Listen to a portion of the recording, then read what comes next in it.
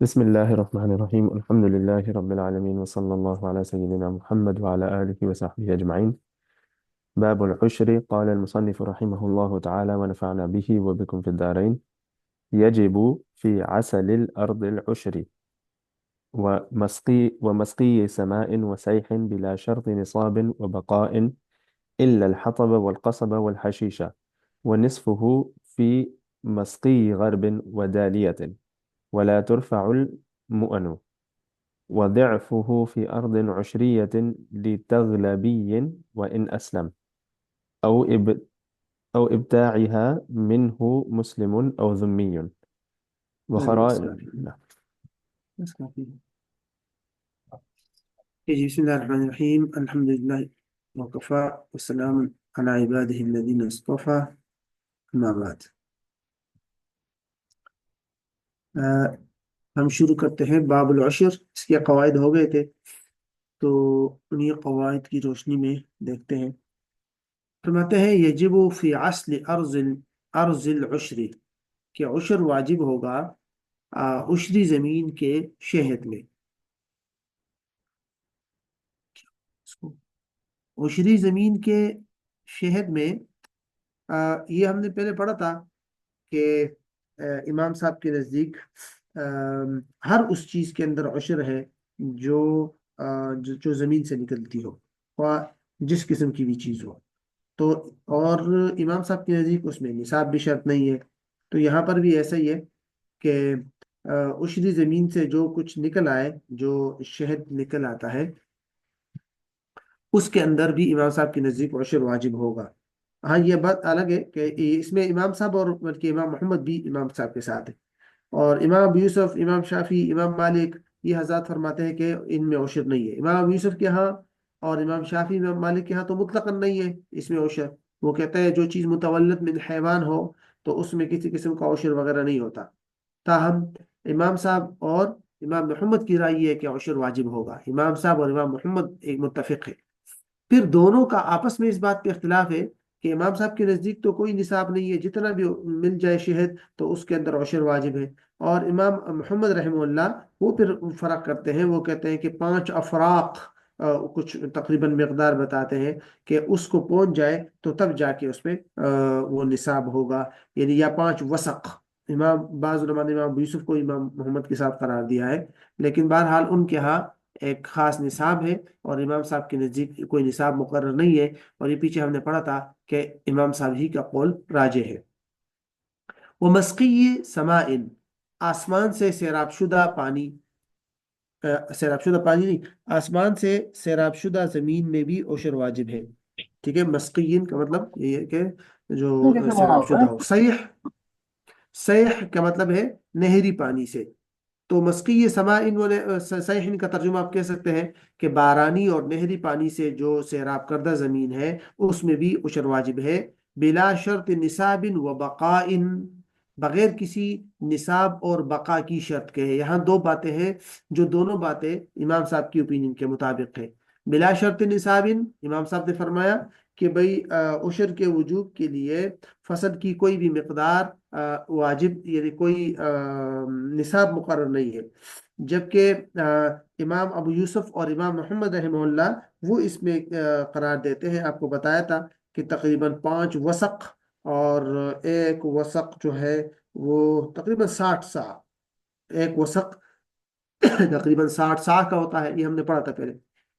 لیکن امام صاحب کے نزدیک کوئی نصاب شرط نہیں ہے. وہ بقائن، اور بقا کی بھی شرط نہیں ہے. بلا شرط بقائن کا مطلب کیا ہے کہ کوئی ایسی فصل یا ایسی چیز جو باقی نہ رہتی ہو بلکہ وقت کے ساتھ ساتھ خراب ہو جاتی ہو. تو جیسے سبزیاں ہیں، مثال کے طور پر خضروات، سبزیاں ہیں، امام صاحب کے نزدیک ان میں بھی عشر واجب ہے. لیکن صاحبین فرماتے ہیں کہ نہیں، عشر واجب ہے صرف ان میں جو باقی رہنے والی چیزیں ہو. ما لہو ثمرۃ باقیہ، ان کے اندر عشر واجب ہے. لیکن امام صاحب فرماتے ہیں کہ نہیں، بقا کی کوئی شرط نہیں ہے. لہٰذا اور امام صاحب ہی کا قول مفتہ بھی ہی.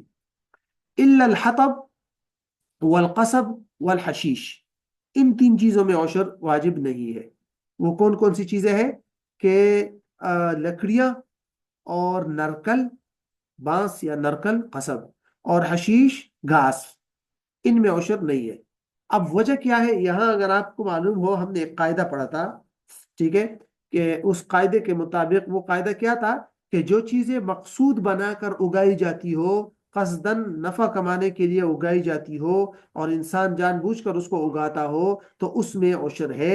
ورنہ تو ویسے عام طور پہ جو چیزیں خود بخود اگاتی ہے، خود روگاس یا خود بخود اگاتی ہے، ان چیزوں میں کسی قسم کا کوئی عشر واجب نہیں ہے۔ یہ تینوں چیزیں اسی کی وجہ سے، یہ جو درخت وغیرہ ہے یا لکڑیاں وغیرہ ہے، ٹھیک ہے، یہ سارے کی ساری چیزیں، اس میں امام صاحب کے نزدیک عشر واجب نہیں ہے۔ وجہ وہی ہے کہ یہ عموماً خود بخود اگاتی ہے، اور وہ مقصودی طور پر ان کو پیداوار کے طور پر ان کو اگایا نہیں جاتا، تو جب نہیں جاتا تو اس لیے ان کے اندر بھی عشر واجب نہیں ہوگا امام صاحب کے نزدیک۔ البتہ یہ ہے کہ مثال کے طور پر اس میں کچھ علماء کی رائے ہے کہ اس میں بھی عشر واجب ہے، لیکن وہی اصول ہے کہ جی چیز، ایک قاعدہ ہم نے پڑھا تھا نا کہ مقصود بنا کر ان کو اگایا نہیں جاتا، تو اس لیے ان میں عشر واجب نہیں ہے۔ اچھا، یہ تو سارا تھا نصف عشر والا، سوری، عشر کالا صورت کے نہری یا آسمانی پانی سے، یعنی فری پانی جن کو پلایا جاتا ہے، ان میں عشر واجب ہے 10%۔ اور اگر اس میں کہیں پر بھی خرچہ اور محنت کی ضرورت پڑتی ہو پانی میں، تو وہاں پر بھی نصف عشر ہوگا، یعنی 5%۔ یہ بھی ہم نے ایک قاعدہ پڑھا تھا، اگر آپ کو یاد ہو، کہ بھائی یدور علامہ، یعنی عشر اور نصف عشر سارا جو ہے وہ یدور علامہ ہی، کہ پانی پر اس کا دار و مدار ہے۔ یہ دو قاعدے ہم نے پڑھے تھے، اگر آپ کو یاد ہے۔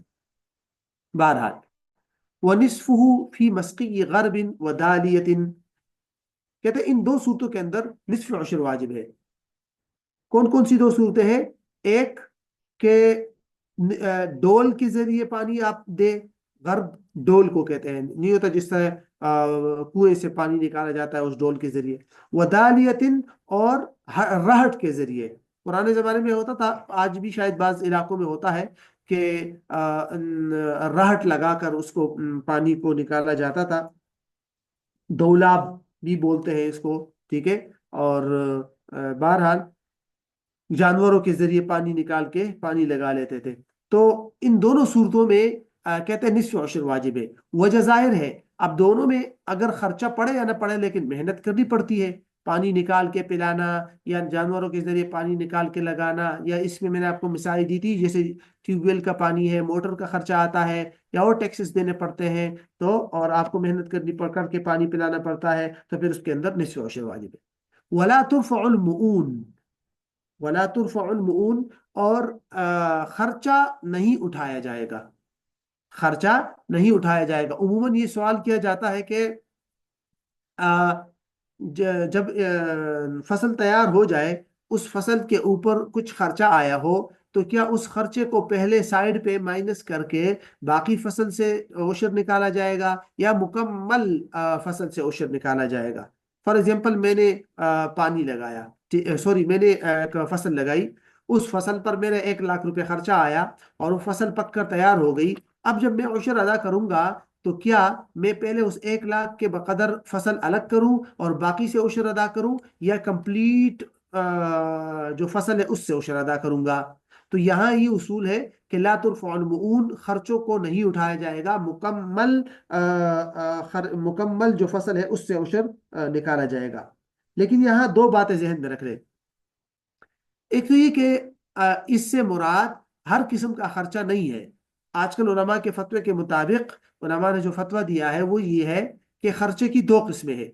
ایک وہ خرچہ جو فصل پکنے تک فصل کے اوپر لاگو ہوتا ہے، بیج ہو گیا، ٹریکٹر کا خرچہ ہو گیا، کھاد کا خرچہ ہو گیا، پانی کا خرچہ ہو گیا، ٹھیک ہے۔ تو فصل کے پک کر تیار ہونے تک کا جو خرچہ ہے ایک، اور دوسرا خرچہ ہوتا ہے فصل کے پک جانے اور تیار ہو جانے کے بعد اس کو منڈی تک پہنچانے، کریٹس وغیرہ میں ڈالنے کا، راستے کا کرایہ، مزدوروں کا کرایہ، کاٹنے کا کرایہ، مطلب پک جانے کے بعد، ٹھیک ہے۔ یہ جو اخراجات ہوتے ہیں، یہ دوسرے قسم کا خرچہ ہے۔ تو یہ جو اصول ہے کہ لا ترفع المؤون، اس کا تعلق پہلی قسم کے اخراجات کے ساتھ ہے، ٹھیک ہے۔ دوسری قسم کے اخراجات کے ساتھ اس کا تعلق نہیں ہے، جیسے کرایہ اور پیکنگ وغیرہ، اس کو علماء نے لکھا ہے کہ اس کو منہا کیا جا سکتا ہے۔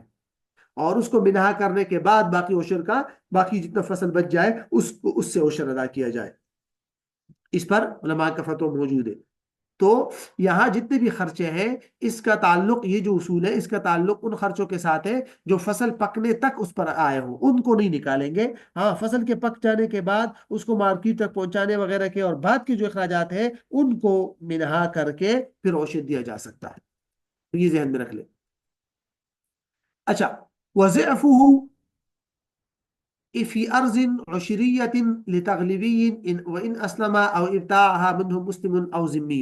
یہ اس کا تعلق پرانے مطلب اس دور کے ساتھ ہے، آج کل ہمارے زمانے میں اتنا نہیں ہے، لیکن بہرحال کہتے ہیں کہ تغلبی، اگر کوئی تغلبی آدمی ہے تو اس کی زمین ہے، عشری زمین تھی، تو اس کے اندر اس کا دگنا ہوگا. یعنی جن صورتوں میں مسلمانوں سے عشر لیا جاتا ہے تو ان سے 20% لیا جائے گا. جن صورتوں میں مسلمان سے نصف عشر یعنی 5% لیا جاتا ہے یہ، تو ان صورتوں میں ان سے 10% یعنی عشر لیا جائے گا. تو یعنی مسلمان کے مقابلے میں تغلبی آدمی پر ڈبل جو ہے وہ عشر لازم ہوگا. تغلبی کے بارے میں آتا ہے کہ بنو تغلب کی طرف منسوب ہے، اور یہ ایک عرب کے یعنی روم کے پاس رہنے والے عرب کے لوگ تھے اور نصارہ تھے.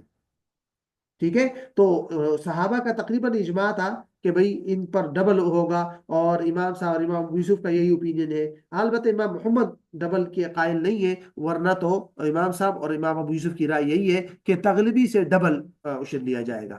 وَإِنْ أَسْلَمَ، اگرچہ وہ مسلمان ہو جائے تب بھی اس کے پاس جو زمین ہے وہ چونکہ اصلاً اس طرح تھی، تغلبی والی زمین تھی، تو اس لیے اگرچہ وہ مسلمان ہو جائے تب بھی اس سے دگنا لیا جائے گا.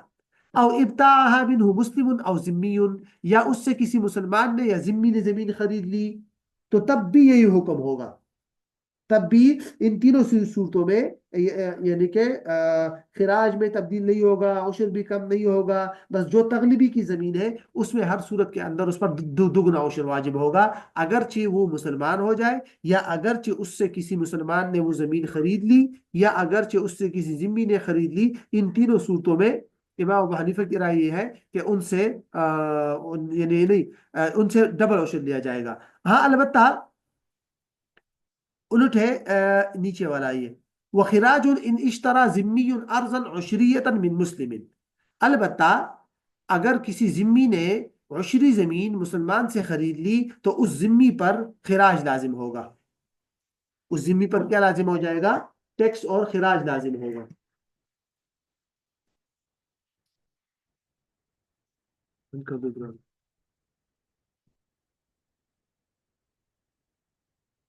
اچھا معذرت. تو یہ بھی امام صاحب رحم اللہ کا اوپینین ہے، ورنہ اس سلسلے میں بھی صاحبین کے اختلاف ہے کہ اگر ذمی جو ہے وہ مسلمان سے کوئی عشر زمین خریدتا ہے تو آیا وہ دوبارہ وہ چینج ہو جائے گا اس پہ یا نہیں، یعنی دوبارہ عشر میں اس پہ عشر ہوگا یا نہیں. تو امام صاحب کے نزدیک چونکہ عشر کو وہ کہتے ہیں کہ عشر کے اندر عبادت کا معنی پایا جاتا ہے، اور ذمی کافر ہے تو ذمی سے ہم عبادت والا کام نہیں کرا سکتے، تو اس لیے ذمی سے پھر خراج دیا جائے گا، ٹیکس، اور اس سے عشر نہیں لیا جائے گا.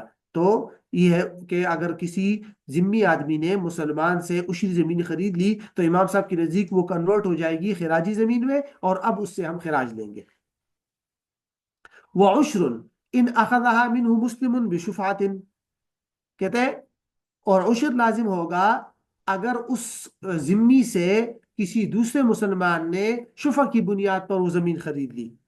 فار ایگزامپل ایک مسلمان کی زمین تھی، اس نے بیچ دی ذمی پر، اور دوسرے مسلمان نے اس پر شفع کر کے لے لی ذمی سے، تو ایسی صورت میں اس پر عشر ہی لازم ہوگا. اور یہ سمجھیں گے کہ بیچ میں سرے سے وہ جو ذمی ہے وہ سرے سے آیا ہی نہیں ہے، کیونکہ آپ کو پتا ہے نا شفع کے ذریعے جب کوئی زمین خریدتا ہے تو جو پہلے والا بائع ہوتا ہے یا مشتری جو ہوتا ہے اس کا سرے سے تصور ہی ختم ہو جاتا ہے. تو یہ ایسا ہے کہ مثال کے طور پر زید مسلمان ہے، اس نے کسی ذمی کو زمین بیچی، اور عمر جو دوسرا مسلمان ہے اس نے شفع کر کے وہ زمین زید سے لے لی، اور بیچ میں جو وہ آیا تھا ذمی وہ کٹ گیا تو یہ زمین پر کوئی فرق نہیں پڑے گا، جس طرح زمین پہلے عشری تھی اب بھی عشری رہے گی. اسی طرح او رد علی البائع للفساد، یا وہ زمین واپس لوٹا دی گئی کسی فساد کی وجہ سے کہ وہ بے کا معاملہ فاسد ہو گیا، جس کی وجہ سے وہ زمین لوٹا دی گئی بائع پر جو کہ مسلمان تھا. تو اب بھی وہ زمین ریمین عشری، وہ زمین عشری رہے گی. یعنی ایک مسلمان نے ایک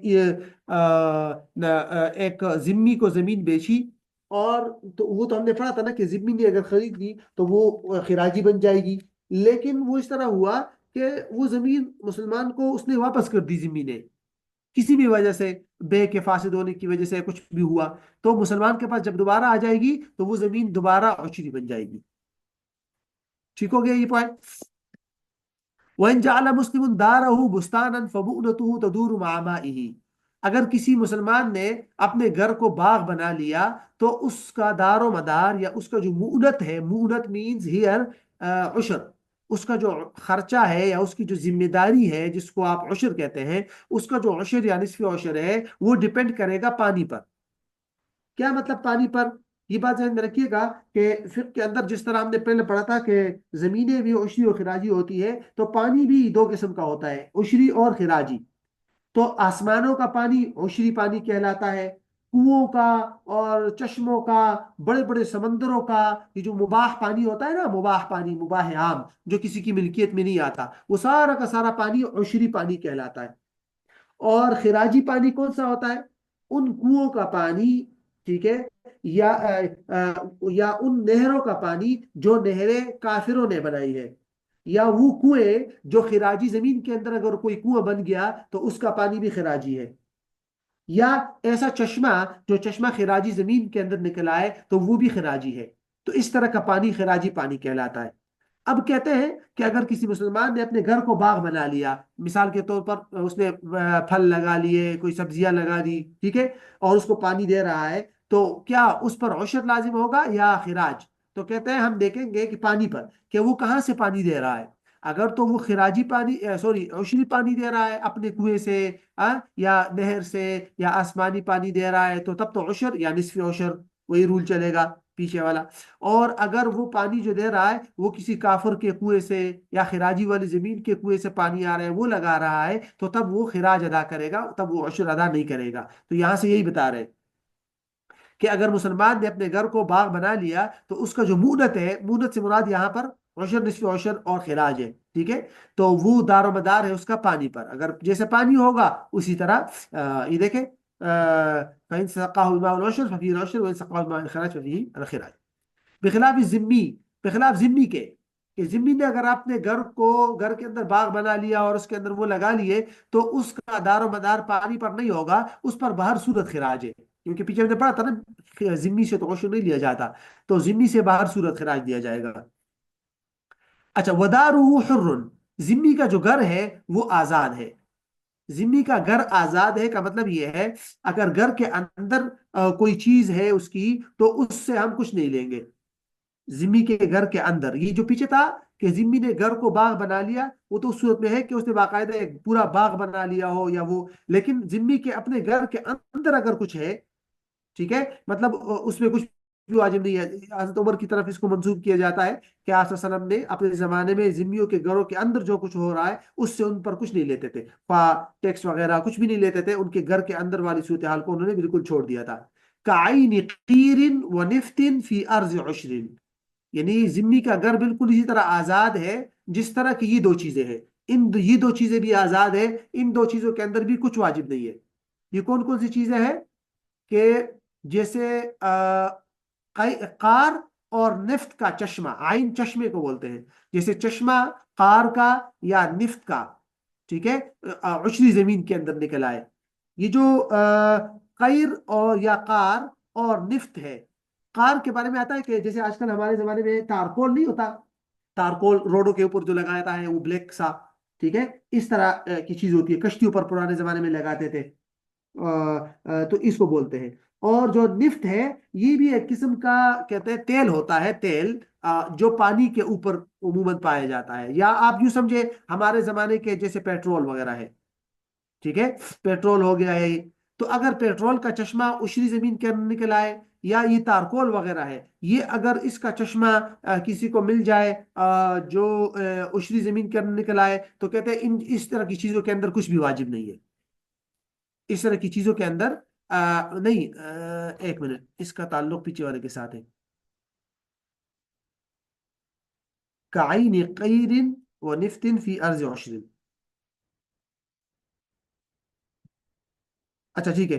तो इन दोनों सूरतों में उलमा ने ये लिखा है कि इनमें न खिराज है और न उशर, ये दोनों चीजें नहीं होनी चाहिए। इन्होंने क्या लिखा है, ऐसे फयजिबु फीहिल उशर।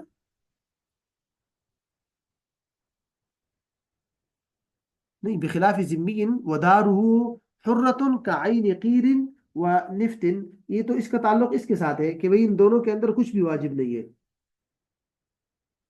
फला यजिबु फीहिमा शैउन लिअन्नहुमा ऐनुन फव्वारा। बहरहाल इन्होंने साहिब हाशिया ने, पता नहीं यहाँ इनसे शायद गलती हुई हो, इनके अंदर उलमा ने यही लिखा है कि इसको एक आम पानी की तरह चश्मा करार देकर इसके अंदर कुछ भी वाजिब नहीं किया उलमा ने। ठीक है, तारकोल और ये जो तेल वगैरह है, इसका चश्मा अगर उसी जमीन में निकल आए तो इसमें कुछ भी वाजिब नहीं है, आम उसकी तरह करार देकर, पानी की तरह करार देकर। अलबत्ता अगर खिराजी जमीन के अंदर निकल आए तो फिर उसके अंदर खिराज है, खिराजी जमीन में निकल आए तो फिर खिराज है इस सूरत में। लेकिन अगर उसी जमीन में निकल आए तो उसमें कुछ भी नहीं है। अल्लामा ऐनी ने लिखा है जैसे काइन इल्मा, इन दोनों को आइन इमा पर कियास किया है, ये जो ऊपर पीछे वाला है, कैर और निफ्त, अगर उसी जमीन में निकल आए तो इन पर कुछ नहीं है। बहरहाल आगे आ जाइए, मसारिफ शुरू करते हैं। बाबुल मसरफ के हवाले से मैंने आपको कुछ तफसीलात बताई थी कि 8 किस्म के मसारिफ हैं। उनमें मुअल्लफतुल कुलूब को फिर हज़रत उमर रज़ियल्लाहु अन्हु के ज़माने से उनको ख़त्म कर दिया गया, और जो है बाकी अभी तक भी मौजूद है। ठीक है, तो उन्हीं में से उनको यहाँ जिक्र किया गया है। मुअल्लफतुल कुलूब के बारे में आता है कि वो कुछ इब्तिदाई ज़माने में कुछ ऐसे लोग थे जिनको दिया जाता था ज़कात। कुछ तो इसलिए दिया जाता था ताकि वो मुसलमान हो जाए, अगर जो मुसलमान नहीं थे। कुछ ऐसे थे जिनके शर से बचने के लिए दिया जाता था, और कुछ ऐसे थे उनके ईमान कमजोर था तो उनकी ईमान को मजबूत करने के लिए उनको दिया जाता था। लेकिन बाद में इस्लाम जब मजबूत हुआ तो हज़रत उमर के ज़माने से मुअल्लफ़तुल क़ुलूब वाला वो ख़त्म हो गया, और बाकी जो 7 मसारिफ है वो रहते हैं। वो जो मशहूर उस आयत के अंदर है, इन्नमस सदक़ातु लिल फ़ुक़राइ वल मसाकीन वल आमिलीना अलैहा। ठीक है, उन सब के इन्होंने यहाँ से जिक्र किया है। जरा देखते जाइए मसाइफ कौन कौन से हैं। वह अल फकीर वल मिस्कीन, दो तो ये हो गए, फकीर और मिस्कीन। ठीक है, फकीर और मिस्कीन के दरमियान फर्क क्या है, देखे वाइन जहन में रखे। जो आदमी निसाब का मालिक ना हो ना, ज़कात या कुर्बानी और सदका फितर के निसाब का मालिक ना हो, इनमें मैं आपको फर्क बताऊंगा आगे जाके, तो वो आदमी फकीर और मिस्कीन दोनों का लफ्ज उस पर बोला जा सकता है। ताहम लुगत के अंदर उलमा ने दोनों में फर्क किया है कि फकीर और मिस्कीन के अंदर थोड़ा बहुत फर्क है, और कुछ उलमा का फिर इख्तिलाफ भी हुआ है। किसी ने एक को ये मिस्कीन करार दिया, दूसरे को फकीर, किसी ने एक को फकीर और दूसरे को मिस्कीन। जैसे ये देखें, वो हुआ अस्वल हालम मिन अल फकीर, कि भाई मिस्कीन जो होता है उसकी हालत ज्यादा बुरी होती है फकीर से। मिस्कीन अस्व हाल मिन अल फकीर, कि मिस्कीन की हालत फकीर से ज्यादा बुरी होती है। तो दोनों मोहताज होते हैं, लेकिन मिस्कीन वो है जिसके पास कुछ भी ना हो, फकीर वो है जिसके पास कुछ ना कुछ हो। और इमाम शाफी और कुछ हज़रात ने इसका उलट किया है कि नहीं, फकीर जो है वो ज्यादा मोहताज होता है, मिस्कीन ज्यादा मोहताज नहीं होता। लेकिन बहरहाल दोनों के दोनों मोहताज है, और दोनों को निसाब, इन दोनों को ज़कात दी जा सकती है। वल आमिल, आमिल को भी ज़कात दी जा सकती है, जिसको हुकूमत अपना ज़कात, वो लोगों से ज़कात वसूल करने के लिए मुकर्रर करते हैं ना आमिल, उससे भी उसको भी ज़कात दी जा सकती है। कुछ लोग ये एतराज़ करते हैं कि भाई उजरत, यानी ज़कात तो सैलरी में देना जायज़ नहीं है ना।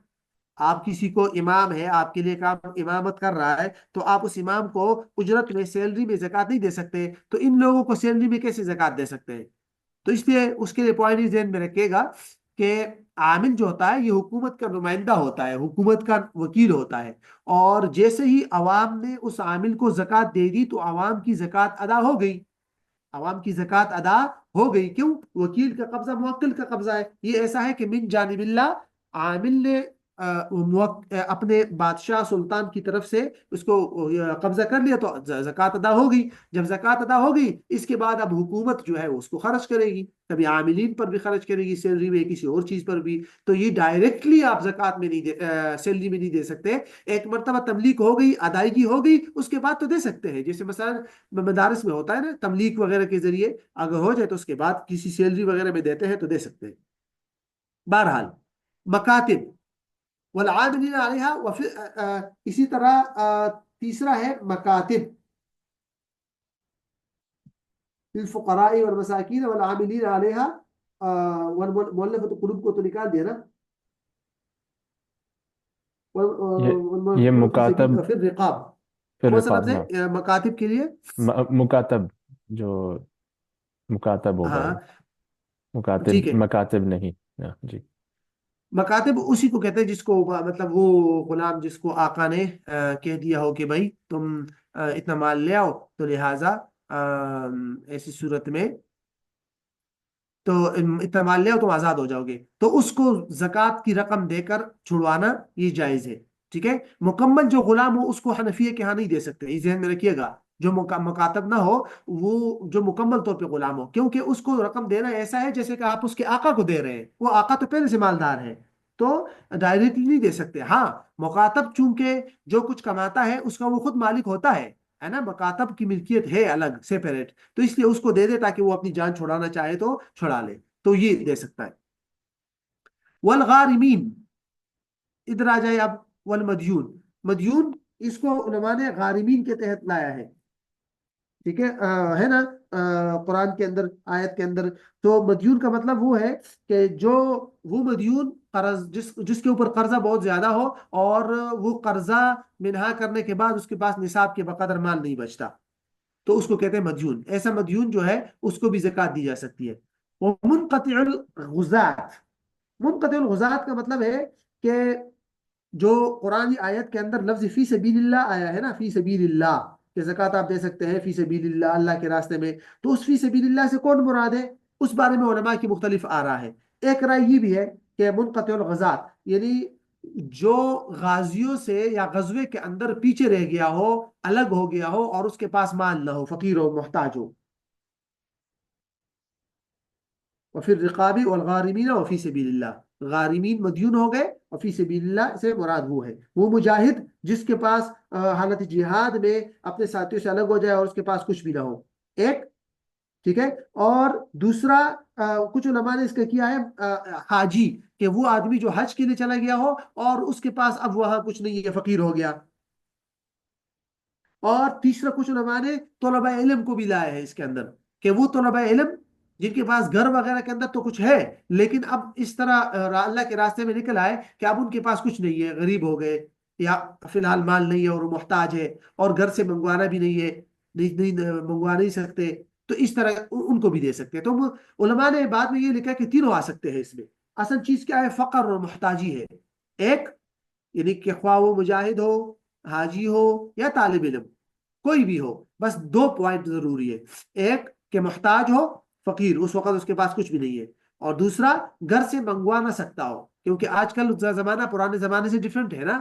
آج کل تو 2 منٹ کے اندر آپ پیسے منگوا سکتے ہیں، تو اگر آسانی ہو تو پھر وہ فقیر نہیں کہلائے گا. اگر آسانی سے منگوا سکتا ہو یا اکاؤنٹ سے نکال سکتا ہو تو پھر وہ فقیر نہیں کہلائے گا. ٹھیک ہے. تو اس لیے اس کے اندر علماء کی مختلف اوپینین ہے. مجھے 1 سیکنڈ دیجیے.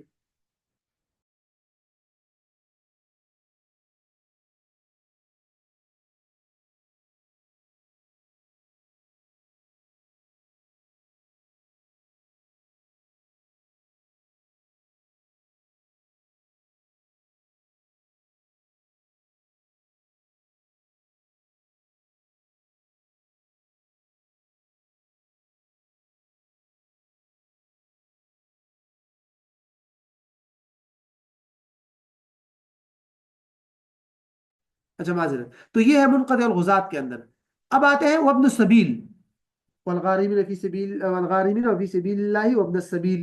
اب ابن سبیل سے مراد کون ہے؟ تو وہ مسافر.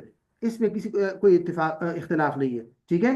کہ وہ مسافر جو اگرچہ گھر کے اندر اس کے پاس مال موجود ہو، لیکن سفر میں اس کے پاس مال ختم ہو جائے، اور دوسری وہی بات کہ اس کے لیے فوری طور پر وہ مال منگوانا اور اس کا حصول ممکن نہ ہو، تو اس کو دے سکتے ہیں. ٹھیک ہے. اب ذرا یہ ہے کہ یہ تو مشہور اختلاف بھی ہے، آپ کو معلوم ہوگا کہ فَيُدْفَعُ إِلَىٰ كُلِّهِمْ أَوْ إِلَىٰ صِنْفٍ، کہ ان سب کو دے دے یا ان میں سے کسی ایک کو دے دے.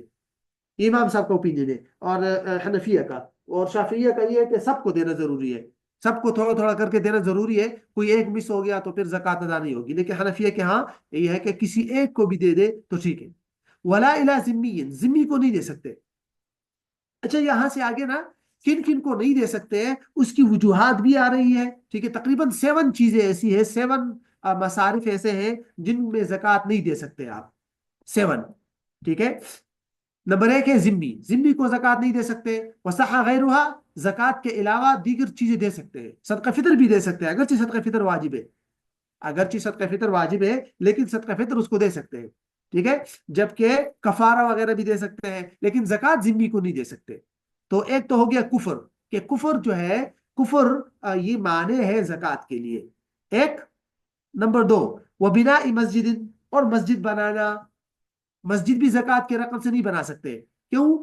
لعدم التملیک, بتایا تھا آپ لوگوں کو پہلے کہ تملیک شرط ہے. تو دوسری خرابی کیا ہو گئی؟ عدم تملیک. جہاں تملیک نہ پائی جاتی ہو, کسی کو آنر, غریب کو, مستحق کو آنر نہ بنایا جاتا ہو, وہاں زکوٰۃ ادا نہیں ہوگی.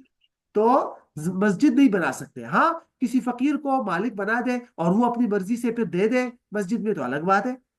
نمبر 3, بلکہ یہ نمبر 3 سے لے کر یہ یہاں تک, یہ سب اسی کے اندر آتے ہیں.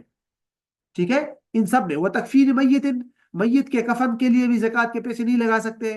وقضاء دینہ, میت کے دین کی ادائیگی بھی نہیں کر سکتے آپ زکوٰۃ کی رقم سے. کیوں؟ میت تو چلا گیا, مالک کون بنے گا؟ تملیک ہے ہی نہیں یہاں. وشراء قن یعتق, اور غلام کو خریدنا تاکہ اس کو آزاد کیا جائے. زکوٰۃ کی رقم سے غلام کو نہیں خرید سکتے آپ. بتایا تھا آپ کو پہلے, مکاتب کو دے سکتے ہیں, وہ الگ چیز ہے کہ مکاتب مالک بن جائے گا اور پھر اپنے آقا سے اپنے آپ کو خرید لے گا. تو مکاتب جب غلام بن گیا زکوٰۃ ادا ہوگی. لیکن یہاں جب آپ غلام خریدیں گے تو زکوٰۃ کی رقم ڈائریکٹلی آنر کے پاس جائے گی, اور یہ جائز نہیں ہے. اور اگر آپ غلام کو دیں گے تو غلام مالک ہی نہیں بن سکتا جب تک کہ وہ مکاتب نہ ہو. اگرچہ اس میں کچھ علماء کا اختلاف بھی ہے, لیکن یہ ہے کہ امام مالک کا اختلاف ہے, لیکن حنفیہ کے ہاں نہیں کر سکتے آپ. تو ان سب میں تملیک نہیں پائی جاتی, ان سب میں تملیک نہیں ہے موجود. اب آ جائیے آگے, یہاں سے ہے قریبی رشتہ دار کو زکوٰۃ نہیں دے سکتے. قریبی رشتہ دار ان میں شامل ہے. وہ کون کون سے ہیں؟ اصول و فروع, سب آپ کو معلوم ہے. وہ اصلی ہی, اپنے اصول کو نہیں دے سکتا. وَإِنْ عَلَىٰ, جتنا بھی اوپر چلا جائے. والد دادا پر دادا اوپر, ماں نانی پر نانی اوپر, جتنے بھی آپ جائیں, نانا پر نانا وغیرہ. وہ فرع ہی, فروع کو بھی نہیں دے سکتے. وَإِنْ سَفَلَ, اگر نیچے آئے, جتنے بھی آ جائے, جیسے بیٹا پوتا پڑ پوتا جائے, بیٹی پوتی پڑ پوتی نیچے کی طرف جاتے ہوئے. ٹھیک ہے, بھائیوں وغیرہ کو دے سکتے ہیں. اچھا, وزوجتی ہی, یہ آ گیا پوائنٹ نمبر 4. وہ کیا ہے؟ زوجیت. زوجیت بھی معنی زکوٰۃ ہے. زوجہ اور زوج ایک دوسرے کو زکوٰۃ نہیں دے سکتے. تو نمبر 4 معنی ہے زوجیت. نمبر 5 معنی ہے مملوکیت, کہ مملوک کو بھی زکوٰۃ نہیں دے سکتے, اپنے مملوک غلام کو. وہ عبدی ہی, کہ آنر اپنے غلام کو زکوٰۃ نہیں دے سکتا. آنر اپنے مکاتب کو بھی نہیں دے سکتا. یہ دیکھیں, حالانکہ عام آدمی مکاتب کو دے سکتا ہے لیکن آنر نہیں دے سکتا. وہ مدبر کو بھی نہیں دے سکتا. مدبر تو آپ جانتے ہیں نا, کہ جس کو کہا ہو کہ میرے مرنے کے بعد تم آزاد ہو. امی ولد کو بھی نہیں دے سکتا. وہ معتق البعض کو بھی نہیں دے سکتا, جس کا بعض حصہ آزاد ہو چکا ہو غلام کا, اس کو بھی نہیں. اگرچہ یہ امام صاحب کو اوپینین ہے, صاحبین کے نزدیک دے سکتے ہیں, کیونکہ وہ کہتے ہیں کہ جب بعض آزاد ہو جائے تو یہ ایسا ہے جیسے کہ کل آزاد ہو گیا. لیکن بہرحال امام صاحب کے نزدیک نہیں دے سکتے. اچھا, تو یہ ہو گیا 5. نمبر 6, مانع نمبر 6, وہ ہے غنا اور مالداری. مالدار کو نہیں دے سکتے. وہ غنی, غنی کو نہیں دے سکتے. کیسا غنی؟ بملک نصاب, جو غنی نصاب کا مالک ہو. وہ عبدہ, اور اس غنی کے غلام کو نہیں دے سکتا. غنی کے بچوں کو نہیں دے سکتا. یہ پوائنٹ ضروری ہے. طفل, نابالغ بچوں کو کس کو زکوٰۃ دے سکتے ہیں؟ ان نابالغ بچوں کو دے سکتے ہیں جن کا والد صاحب نصاب نہ ہو. اگر کسی کا والد صاحب نصاب ہے تو ان کو آپ زکوٰۃ نہیں دے سکتے نابالغ کو. یہ ذہن میں رکھ کے, نابالغ جو ہے وہ فی حکم الوالد ہوتا ہے. اوکے, یہ پوائنٹ. یہ جو غنی کا لفظ آیا ہے, یہ پوائنٹ ذہن میں رکھیے گا کہ فقہ کے اندر غنی کی 3 قسمیں ہیں. فقہ کے اندر مالدار اور غنی کی کتنی قسمیں ہیں؟ 3. نمبر 1, جو سب سے ہائی غنی ہے, وہ ہے ما يتعلق به وجوب الزکوٰۃ, جس پر زکوٰۃ واجب ہو جائے. اور اس کا سٹینڈرڈ اور معیار کیا ہے وہ آپ کو بتا دیا پیچھے. 7.5 تولہ سونا, یا 52.5 تولہ چاندی, یا اسی کی ویلیو کو برابر مال تجارت یا کرنسی. یہی 4 چیزیں ہیں. اور یا وہ جو پیچھے اینیملز آئے تھے, ٹھیک ہے, اینیملز بھی ساتھ کر دے آپ. آج کل جو عموماً ہوتا نہیں ہے، مشکل سے ہوتا ہے، لیکن یہ 4 چیزیں ضروری ہے، چاروں میں سے کوئی بھی. اور یہ ہے پہلی قسم، یہ ہائی ہے. جب انسان پر زکوٰۃ ہو تو اس پر صدقہ فطر، قربانی، یہ سب کچھ واجب ہو جاتا ہے. زکوٰۃ، صدقہ فطر، قربانی. غنا نمبر 2، غنا نمبر 2 وہ ہے کہ جس کی وجہ سے انسان پر صدقہ فطر اور قربانی واجب ہو جائے. صدقہ فطر اور قربانی، صدقہ فطر اور قربانی کے نصاب میں 5 چیزوں کو دیکھا جاتا ہے. نمبر 1، سونا وہی جو زکوٰۃ میں تھا، چاندی وہی جو زکوٰۃ میں، مالی تجارت وہی جو زکوٰۃ میں، اور کرنسی وہی جو زکوٰۃ میں تھی. نمبر 5 ہے ما زاد عن الضرورہ، جو آپ کی حاجت اور ضرورت سے زائد سامان پڑا ہوا ہو گھر میں، تو جو چیزیں استعمال نہیں ہوتی، جیسے کہ بغیر سلے ہوئے کپڑے ہیں یا اس طرح کی چیزیں جو استعمال میں نہیں آتی، وہ چیزیں بھی شمار ہوگی اس میں. زکوٰۃ میں نہیں، لیکن صدقہ فطر اور قربانی کے نصاب میں ضرورت سے زائد چیز شمار ہوتی ہے. زکوٰۃ، بٹوین زکوٰۃ اور صدقہ فطر اور قربانی میں یہی فرق ہے. صدقہ فطر اور قربانی ایک سائڈ پہ، زکوٰۃ دوسرے سائڈ پہ. صدقہ فطر اور قربانی کے نصاب میں ضرورت سے زائد سامان شمار کیا جاتا ہے، اور زکوٰۃ کے اندر اس چیز کو شمار نہیں کیا جاتا. زکوٰۃ کے اندر انہی 4 چیزوں کو شمار کیا جائے گا: گولڈ، سلور، کرنسی اینڈ مال تجارہ. آگے سمجھ میں یہ؟ تو ایسا پاسبل ہے کہ جس کے اوپر قربانی ہو لیکن زکوٰۃ نہ ہو، صدقہ فطر ہو لیکن زکوٰۃ نہ ہو، ضرورت سے زیادہ سامان کی وجہ سے. پاسبل ہے نا.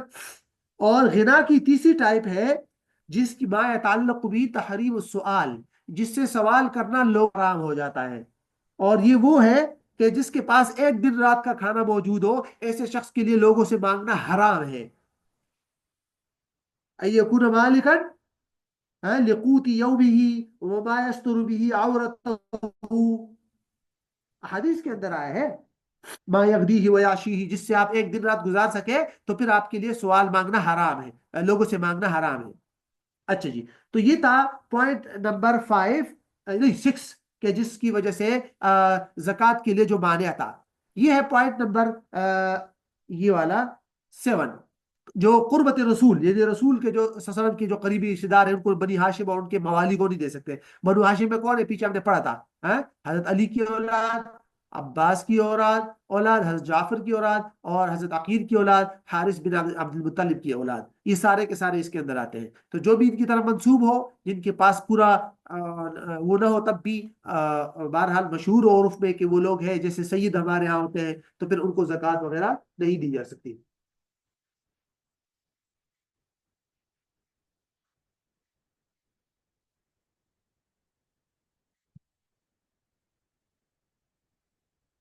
ٹھیک ٹھیک، صحیح ہے، بہرحال توازن کا. اچھا، یہ لاسٹ نوٹنگ پوائنٹ ہے.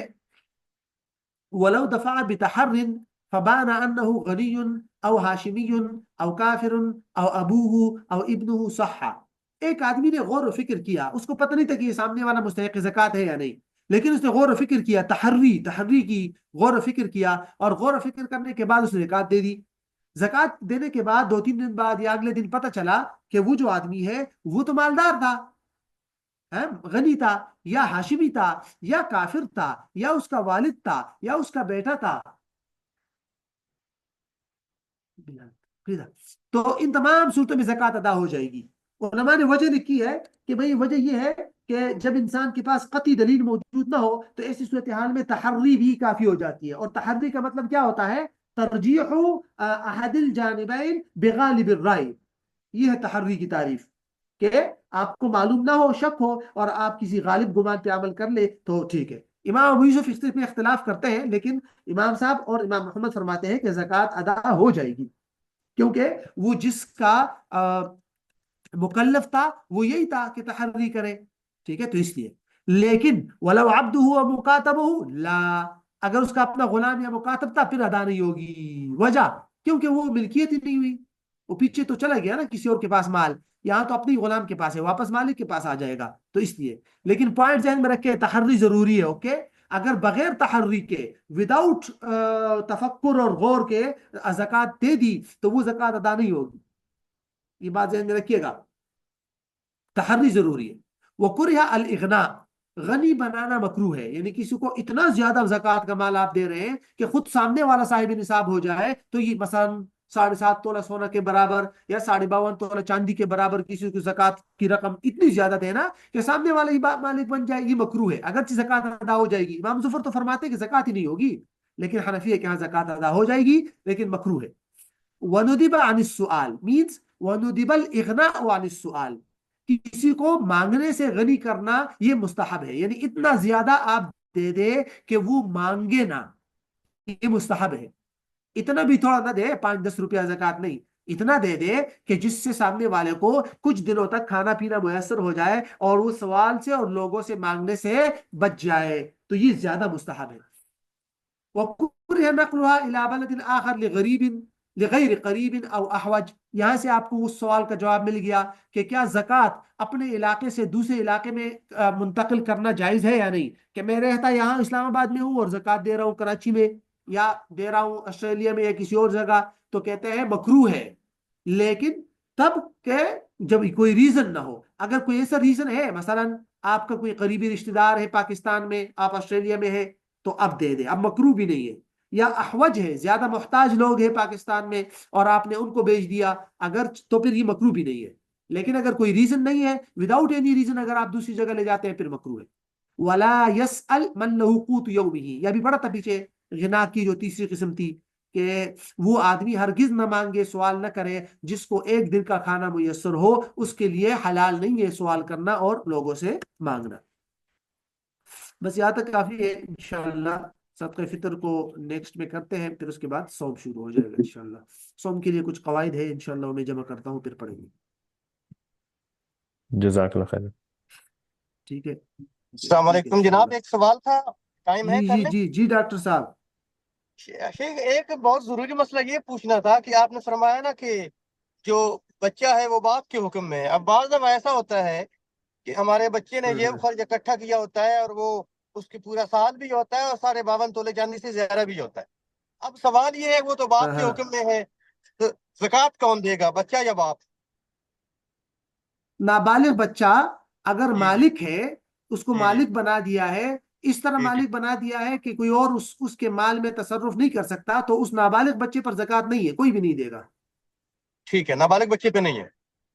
نہیں ہے جی۔ اچھا عشر دوسرا ہے، یہ، عشر کا پڑا تھا۔ جی عشر ہے، ٹھیک ہے۔ اچھا دوسرا یہ ہاں پوچھنا تھا کہ اگر جس طرح دیکھیں نا آج کل زمین کے اوپر یہ جو اب عرب ممالک کے اندر تو بہت بھاری مقدار کے اندر تیل نکلتا ہے، تو اس کے اوپر بھی ہاں کسی ہاں قسم کا کوئی عشر وغیرہ نہیں ہے ان کے لیے؟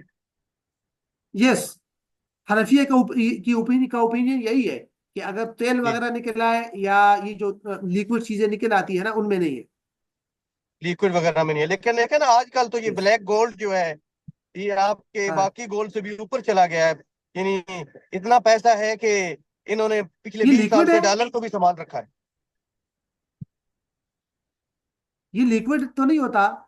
پیچھے ہم نے پڑھا تھا، اگر آپ کو یاد ہو، ریکاز کی بحث نا، کہ اگر کوئی چیز جامد چیز ملتی ہے اور وہ آگ کے ذریعے لیکوڈ ہوتی ہے بعد میں، تو اس میں ہے، پھر اس میں تو خمس ہے، وہ پیچھے ہم نے پڑھا ہے ریکاز والی بحث، شاید اس کلاس میں جی آپ جی نہیں تھے۔ وہ خزانوں جی جی والی، میں نے، کسی کو خزانہ مل جائے، اس طرح کوئی مہنگی چیز مل جائے، اس کے ہم نے سبق پڑھا ہے پیچھے، ایک سبق یا 2 سبق پیچھے، جی جی، لیکن اس لیکوڈ کو میں نہیں ہے بات۔ ہاں لیکوڈ میں نہیں ہے، وہ ہم نے پڑھا تھا، کچھ اصول بھی بتائے تھے آپ کو، وہ سبق کو جی دیکھ لیجئے گا۔ جی جی جزاک اللہ۔ جی ٹھیک ہے، چلیے ٹھیک ہے انشاءاللہ، پھر ملتے ہیں کل، السلام علیکم۔